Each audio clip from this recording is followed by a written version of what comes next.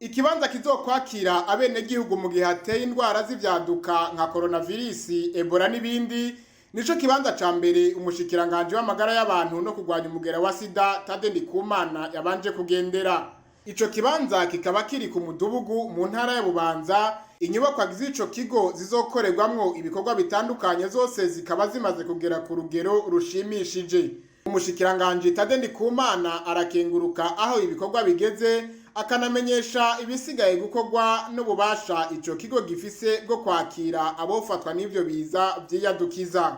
Mu bushikiranganje ku mfashanyo ya Banki Mondiale twariteguye nk'ibindi bihugu kugira ngo Uburundi nabwo bushobore kuba bufise ahantu bushobora kuvurira abenegihugu gihe hateye ingwara z'ivyaduka. Si kuvuga ngo ni ibi bijanye na coronavirus canke Ebola, ni igihe cose, kubera yuko ivyo tubona kw'isi mu vyerekeye novuga ibihugu vyose bizoba vyiteguye kugira ngo bironke ibibanza bibereye kugira ngo bashobore gufasha abenegihugu igihe hateye ingwara z'ivyaduka.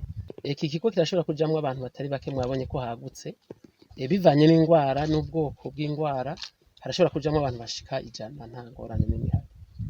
Kandi ibisabwa vyose vyaba ibitanda vyose twarabiteguye, uretse yuko atabushikiranganje buzoheza ngo bubikore, twe twizeye yuko bazotubwira yuko mu ndwi 3 canke 4 dushobora kuba twofasha umurwayi muri iki kigo. Izi nzu zubatswe vyihuta mu mezi nibaza 3, rero zaheze, ariko twaciye dusaba leta, yaciye mu mugambi novuga twanditse wo kurwanya ingwara z'ivyaduka, harimwo n'ubundi buryo buzoheraheza aha hantu, na cane cane ibikoresho, kubaka uruzitiro no kubaka inzu abaganga bazoraramwo, eka mbere no kubaka kugira ngo abantu bariko barakora canke abagwayi aha hagati na hagati bashobore kuhasakara. Ivyo vyose rero umugambi waramaze kwandikwa, ariko ico twomenyesha nuko ubuye uwo mugambi uri mu minwe y'ubushikiranganje bw'ubutunzi, kandi turashima yuko ikiga c'isi yose camaze gutanga ayo mafaranga. Rero turizera yuko nkuko twabikoze mu bangutsi, abajejwe nabo bazonyarutsa kugira ngo nko mu kwezi kumwe vyatevye dushobore kuba twoshobora gufasha umurwayi uwo ari we wese kubona ko ingwara itutse iva hanze canke za ngwara z'ibiza dusanzwe tumenyereye nka za kolera n'izindi.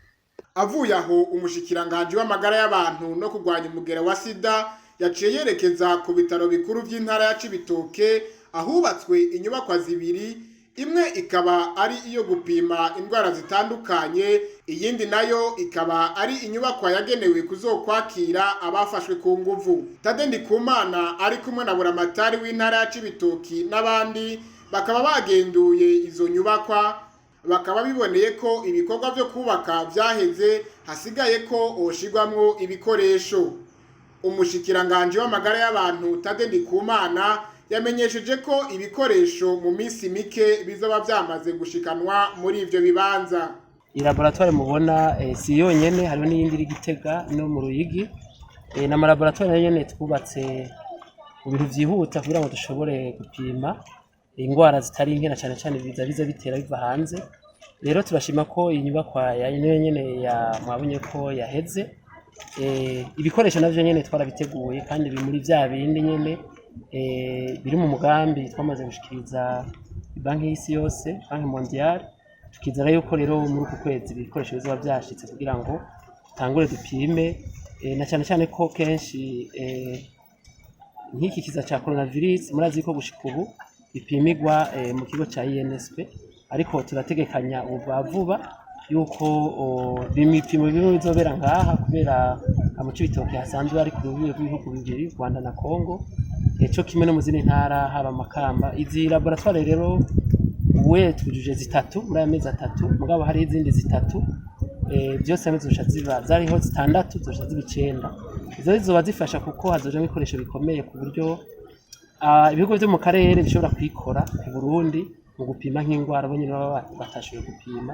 Bizofasha kandi kugira ngo dupime n'izindi ngwara zisanzwe zifata bene gihugu, mugabo tukifuza yuko nico cimviro twari twihaye yuko Uburundi nabwo nyene bwoba bufise ibikoresho bikwiye kugira ngo bushobore gufasha bene gihugu, eka mbere bufashe n'ibihugu bihana urubibe mu vyerekeye gupima indwara zitandukanye na cyane cyane izo zibiza bitera biva mu bindi bihugu. Ivyo bikorwa vyo kubaka izo nyubakwa byose bikaba biriko birangurwa ku mfashanyo y'Ibanki y'Isi yose.